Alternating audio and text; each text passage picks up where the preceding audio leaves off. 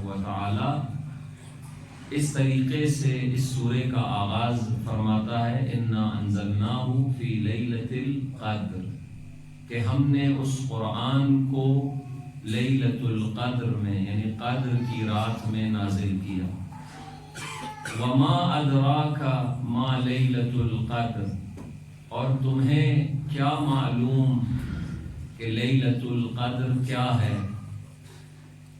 اس آیت کے حصے سے ہمیں یہ اندازہ ہوتا ہے کہ ہم جتنا بھی شب قدر کے بارے میں اور اس کی فضیلت و منزلت کے بارے میں سوچیں، تصور کریں کہ اس کی قدر خدا کے نزدیک کیا ہے، اس کا ہمیں درک نہیں ہو سکتا، اس کا ہمیں صحیح معنی میں علم نہیں ہو سکتا۔ اسی لیے خدا نے ہم سے یہ فرمایا کہ وما ادراک ما لیلۃ القدر، اور تمہیں کیا معلوم کہ یہ جو قدر کی رات ہے شب قدر یہ کیا ہے، تمہیں نہیں معلوم ہو سکتا۔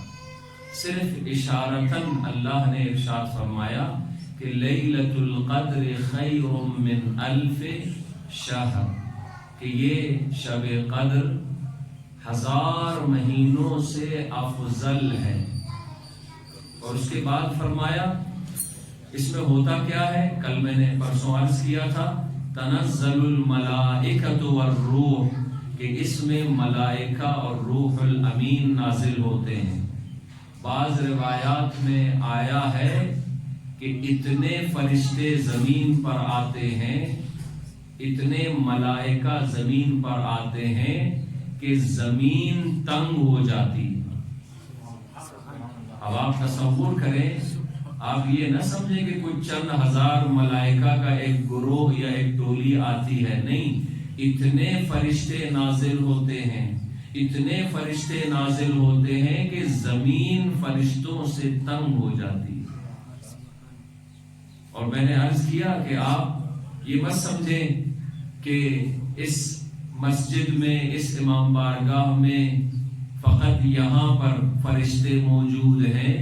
وہ الگ بات ہے کہ ہم فرشتوں کو محسوس نہیں کر سکتے، ہم فرشتوں کو دیکھ نہیں سکتے، لیکن فرشتے ہمیں دیکھ رہے ہیں، ہمارے اعمال کو دیکھ رہے ہیں، ثبت و ضبط کر رہے ہیں، لکھ رہے ہیں، ہماری تقدیرات کو، ہماری عمر کو، ہماری رزق و روزی کو، اولاد کو، ہماری مشکلات کو، ہماری آسانیوں کو، تمام چیزوں کو آج کی رات میں لکھا جاتا ہے۔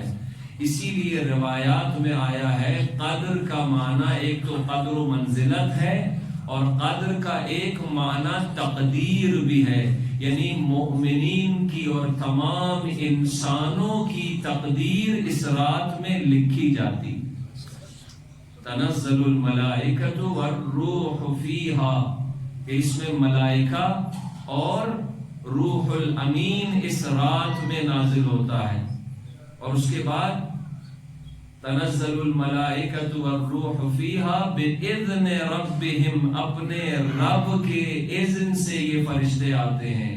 سلام، کہ یہ پوری رات اول سے لے کر غروب آفتاب اور اذان مغرب سے لے کر طلوع فجر تک سلامتی ہی سلامتی، یعنی اس میں صرف سلامتی ہے اللہ کی طرف سے۔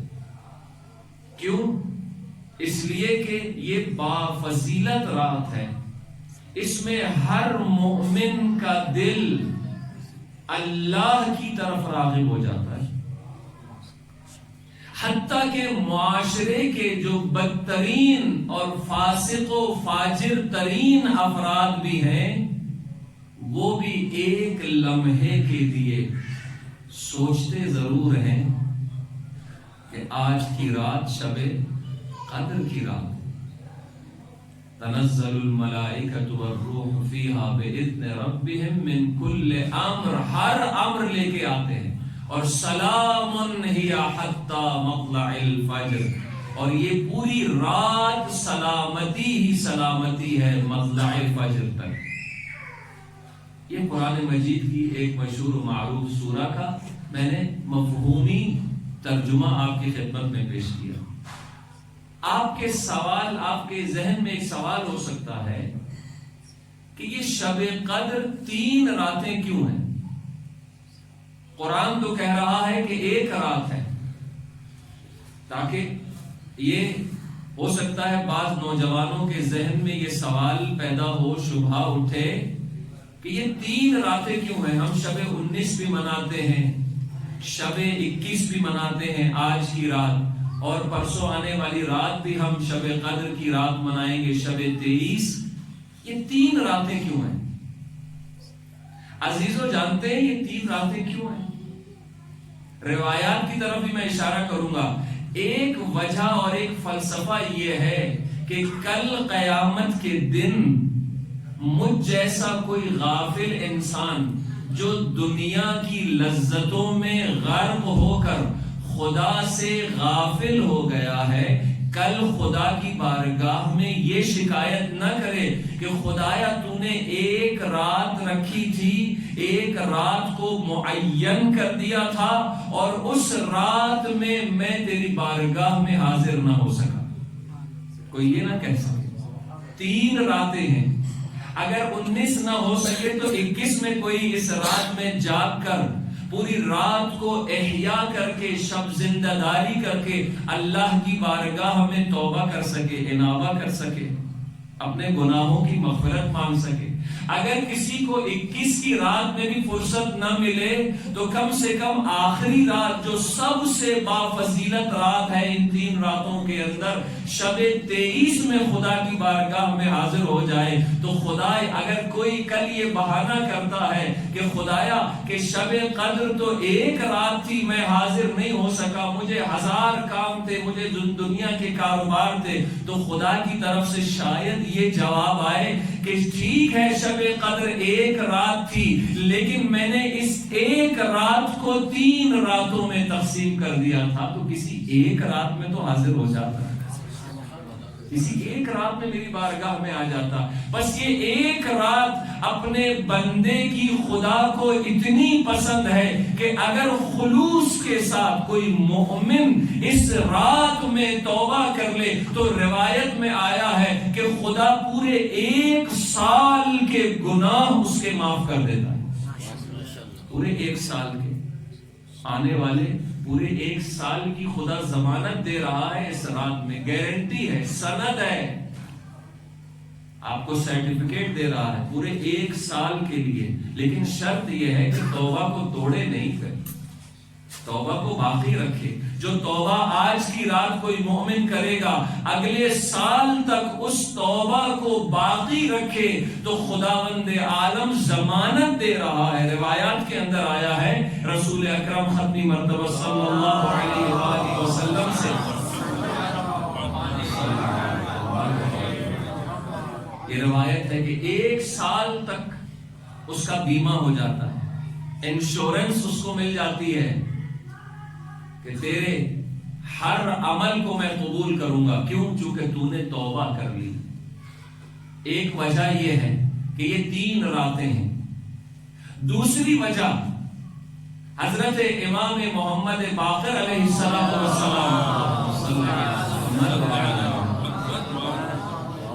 اور اسی طرح کی ایک روایت تردید میری طرف سے ہے، بہرحال دونوں معصوم ہیں، کسی بھی معصوم کی طرف نسبت دے کر روایت کو نقل کیا جا سکتا ہے۔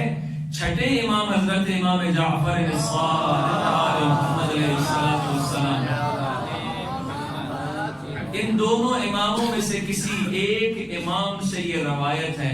آپ جانتے ہیں کہ اس شب قدر کی اہمیت کیا ہے کہ امام فرماتے ہیں کہ اگر کسی مومن کے گناہ اتنے زیادہ ہوں جو قابل گنتی نہ ہوں، جو قابل شمار نہ ہوں، شمارش کے قابل نہ ہوں، حتیٰ کہ معصوم فرماتے ہیں کہ آسمان کے ستاروں کے برابر بھی اگر گناہ کسی مومن کے ہیں تو خدا آج کی رات کی برکت سے اس کے گناہوں کو معاف کر دیتا ہے۔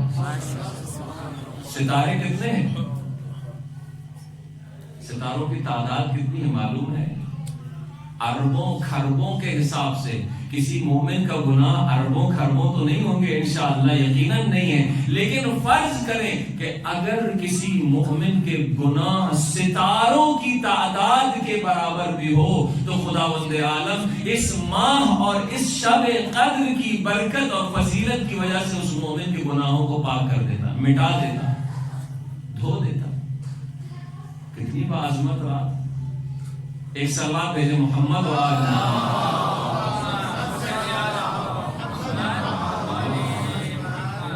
شب قدر اتنی باعظمت رات کہ خداوند عالم اس ایک رات کے بدلے اپنے مومن بندے کے سارے گناہوں کو دھو دیتا ہے۔ لیکن شرط وہی ہے کہ جب خدا نے ہمارے گناہوں کو دھو دیا اور مٹا دیا ہمارے اعمال نامے سے، تو اب اگلے دن گناہ کر کے دوبارہ سے گناہوں کو لکھنا ہم شروع نہ کرواتے، کیونکہ ہمارا اعمال نامہ پاک ہو جاتا ہے۔ اور ایک شرط یہ ہے کہ خلوص سے دل کے ساتھ، دل کی گہرائی کے ساتھ، جب ہم کہتے ہیں نا اعمال شب قدر میں اعمال قرآن، یعنی قرآن اپنے سر پہ رکھ کے قرآن کے وسیلے سے اور چہاردہ معصومین کا نام لیتے ہیں نا، سب سے پہلے ہم کیا کہتے ہیں؟ بکا یا اللہ، خدا کو ہم پکار رہے ہیں خدا کے نام سے، خدایا میں تجھے پکارتا ہوں تیرے وسیلے سے۔ اللہ اکبر! آپ تصور کر سکتے ہیں، یعنی اللہ کو ہم پکار رہے ہیں اللہ کے وسیلے سے، اے اللہ مجھے تیرا واسطہ، تیرے ذریعے سے میں تجھے پکار رہا ہوں۔ اس سے بڑھ کر دنیا میں کائنات میں کوئی وسیلہ نہیں ہو سکتا کہ خدا کو ہم خدا کے وسیلے سے پکاریں۔ بکا یا اللہ، بکا یا اللہ، بکا یا اللہ، 10 مرتبہ ہم سب کے نام لیتے ہیں، سب سے پہلے اللہ کا نام لیتے ہیں، بکا یا اللہ، یعنی تیرے ذریعے سے، تیرے توسط سے، تیرے وسیلے سے ہم تجھے پکارتے ہیں، خلوص دل کے ساتھ، دل کی گہرائی کے ساتھ، کہ جب ہم خدا کی بارگاہ میں یہ کہہ رہے ہو بکا یا اللہ، تو ہمارے ماضی کے تمام سارے گناہ ہماری نظروں میں ہوں اور ہم اس طرح سے رو رہے ہوں کہ جیسے ایک بچہ روتا ہے۔ بچہ کیسے روتا ہے؟ دل سے روتا ہے، دل کی گہرائی کے ساتھ روتا ہے۔ جب اسے کوئی طلب ہوتی ہے تو وہ دل سے روتا ہے۔ دل سے روئیں تو خدا ہمارے سارے گناہوں کو دھو ڈالے، پاک کر دے گا، مٹا دے گا۔ بکا یا اللہ، بکا یا اللہ، بکا یا اللہ۔ پھر اس کے بعد ہم دوسرا جملہ کیا کہتے ہیں؟ بے محمد صلی اللہ علیہ وسلم، بے محمد جب کہتے ہیں یعنی اے اللہ محمد کے وسیلے سے، جو کائنات میں سب سے محبوب ترین ہستی ہے تیرے نزدیک، اس کے وسیلے سے ہم تجھ سے اپنے گناہوں کی مغفرت مانگ رہے ہیں۔ اس کے بعد تمام ائمہ کا، اہل بیت علیہ السلام کا نام لیتے ہیں، بعلی بعلی، اس کے بعد بفاطمہ بفاطمہ بفاطمہ۔ عزیزو یہ وسیلے کم نہیں ہیں، ایسے وسیلے ہیں، ایسے پاک وسیلے ہیں کہ یہ ہو سکتا ہے کہ خداوند عالم ان وسیلوں کے ذریعے سے میری اور آپ کی بخشش نہ کرے؟ یہ ہو ہی نہیں سکتا۔ روایات کے اندر آیا ہے دعا کی قبولیت کے لیے ایک فارمولہ بیان کیا گیا ہے، ایک قانون اور ایک اصول بیان کیا گیا ہے۔ دیکھیں ہماری جو دعائیں ہوتی ہیں نا بڑی ناقص ہوتی ہیں، بہت ناقص ہوتی ہیں، اور ہماری دعائیں زیادہ تر مادی ہوتی ہیں۔ مادی یعنی مجھے گھر دے دے، مجھے مکان دے دے، مجھے اولاد دے دے، مجھے پیسہ دے دے، مجھے نوکری دے دے، یہی ہماری دعائیں ہیں۔ مادیات میں چونکہ ہم غرق ہیں لہذا ہماری دعائیں ہی ہوتی ہیں۔ ہو سکتا ہے ہماری دعائیں ناقص ہوں، وہ بارگاہ الہی میں درجہ قبولیت تک وہ دعا کی جو شرائط ہے وہ پوری نہ ہو، ناقص ہونے کی وجہ سے ہو سکتا ہے ہماری وہ دعا قبول نہ ہو سکے۔ لیکن ایک فارمولہ خود ائمہ نے بیان کیا ہے، اگر اس فارمولے پر چلیں گے اور اس فارمولے اور قانون اور اصول پہ عمل کریں گے تو معصوم فرماتے ہیں کہ حتماً تمہاری دعا قبول ہوگی. جانتے ہیں وہ فارمولہ کیا ہے؟ وہ فارمولہ ہے اپنی دعا سے پہلے بھی محمد و آل محمد پر درود بھیجیں اور اپنی دعا کے آخر میں بھی محمد و آل محمد پر درود بھیجیں. خدا اس درود کے صدقے میں بیچ والی دعا کو بھی اپنی بارگاہ میں قبول کر لے. اللہم صلی علی محمد و آل محمد. یہ جو بیچ میں ناقص دعا ہے نا، خداوند عالم کو شاید، میں اپنے الفاظ میں کہہ رہا ہوں، خدا ان تمام چیزوں سے پاک اور منزہ اور مبرہ ہے. میں اپنے الفاظ میں کہہ رہا ہوں کہ جب اول و آخر درود کے ساتھ بیچ میں ہماری ایک کمزور اور ناقص دعا جب خدا کی بارگاہ میں پہنچتی ہے تو خدا نے ذمہ داری لے رکھی ہے کہ صلوات جو دعا ہے، اللہم صلی علی محمد و آل محمد، اے اللہ محمد و آل محمد پر درود و صلوات و سلام بھیج، یہ دعا ہے. تو جب یہ خدا پہلی دعا کو اور آخری دعا کو قبول کر لیتا ہے تو میں اپنے الفاظ میں کہہ رہا ہوں، بہت ناقص انسان ہوں، بہت گناہگار، تو خداوند عالم کو شرم آتی ہے کہ ان دو دعاؤں کو قبول کر لے اور ہماری دعا کو چھوڑ دے. تو خدا کیا کرتا ہے؟ تینوں کو قبول کر لیتا ہے.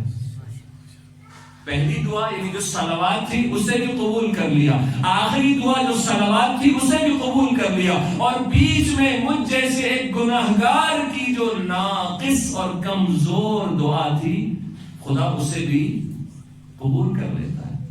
تو لہذا یہ جو ہم اعمال شب قدر میں کیا کہتے ہیں، آبک یا اللہ، اس کے بعد بے محمد بعلی بفاطمہ بالحسن بالحسین بعلی بن الحسین، یہ چہاردہ معصومین کے صدقے سے ہم دعا مانگتے ہیں. یہ کیسے ممکن ہے کہ خدا ان چہاردہ ہستیوں اور ان چہاردہ معصومین کے صدقے کو ریجیکٹ کر دے؟ یہ ممکن ہی نہیں ہے.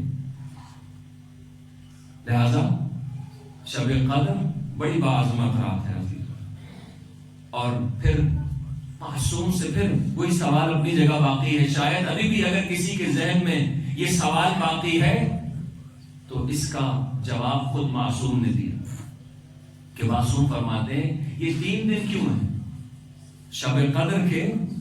یہ 3 راتیں کیوں ہیں؟ شب 19 ہے، شب 21 ہے اور شب 23. یہ 3 راتیں شاید اس لیے ہیں، اس کی ایک حکمت یہ ہے کہ معصوم کے کلام میں اس کی وجہ اور اس کی حکمت کو بیان کیا گیا ہے. معصوم فرماتے ہیں کہ جو شب قدر کی پہلی رات ہوتی ہے نا، جو پرسوں کی رات گزری ہے، شب 19 میں آپ نے اعمال کیے ہیں، اس شب قدر میں انسان کی فائل کو، انسان کی تقدیر اور قسمت کی جو فائل ہے کہ جس میں ہمارے نیک اور برے اعمال، ہماری عمر، ہمارا رزق و روزی اور ہماری دیگر تمام چیزیں خدا جس فائل میں اور جس پرمندے میں اور جس چیز کے اندر جس کاغذ پہ لکھتا ہے وہ خدا کی بارگاہ میں پیش ہوتا ہے شب 19 میں. پھر اس کے بعد شب 21 میں، آج کی رات میں اس میں تبدیلیاں ہوتی ہیں. کسی کی عمر کو بڑھا دیا جاتا ہے، کسی کی عمر کو گھٹا دیا جاتا ہے، کسی کی روزی تنگ کر دی جاتی ہے، کسی کی روزی بڑھا دی جاتی ہے، کسی کے یہاں اگر اولاد نہیں ہے تو اولاد لکھ دی جاتی ہے، اور کسی سے معذرت کے ساتھ اولاد چھن بھی سکتی ہے. یہ آج کی رات میں یہ نظر ثانی ہوتی ہے اور اس فائل میں تبدیلیاں ہوتی ہیں، اور جو شب 23 ہوتی ہے اس تبدیلی اور فائنل ہونے کے بعد خداوند عالم اس پہ سائن کر دیتا ہے. صلوات بھیجے محمد.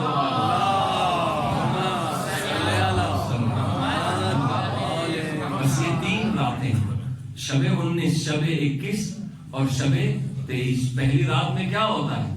وہ فائل لائی جاتی ہے، ہماری تقدیر کی فائل خدا کی بارگاہ میں پیش ہوتی ہے، فرشتے پیش کرتے ہیں. جو فرشتے آ رہے ہیں یہ فرشتے خدا کی بارگاہ میں ہماری فائل کو پیش کرتے ہیں. شب 21 میں اس فائل میں نظر ثانی ہوتی ہے، کوئی کمی بیشی کرنی ہو تو اب یہ جو کہا گیا ہے نا کہ لیلۃ القدر خیر من الف شہر، کہ یہ لیلۃ القدر افضل ہے، برتر ہے، کتنے مہینوں سے؟ 1000 مہینوں سے۔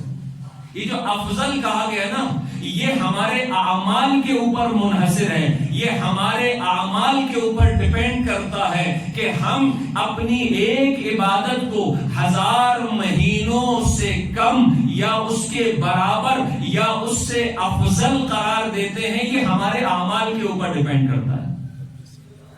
اگر میرا عمل عادت کے مطابق ہو، میرا عمل اس لیے ہو کہ اگر میں آج کی رات مسجد میں نہ جاؤں، گھر میں بیٹھا رہوں، تو گھر والے کیا کہیں گے، میرے دوست احباب کیا کہیں گے، دیکھو کیسا بدبخت انسان ہے کہ آج مسجد میں اعمال کے لیے نہیں گیا۔ اگر کوئی اس نیت سے آیا ہے تو پھر اس کو ثواب تو ضرور ملے گا، لیکن چونکہ نیت خالص نہیں تھی، گھر والوں کا ڈر تھا، محلے والوں کا ڈر تھا، تو اس کے اعمال میں وہ ثواب نہیں ہوگا کہ جو خالص طریقے سے ایک بندہ مومن حاضر ہوتا ہے۔